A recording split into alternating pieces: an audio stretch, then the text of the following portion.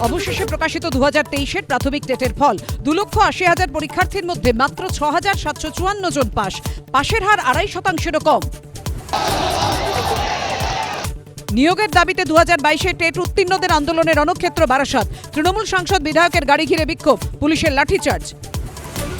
1.5 দিন পরেও এখনো জমা জল। দুর্যোগের পরেও দুর্ভোগে নাকাল কলকাতা। পুজোর মুখে মাথায় হাত ব্যবসায়ীদের। কলেজ স্ট্রিটে কয়েক লক্ষ টাকার বই নষ্ট।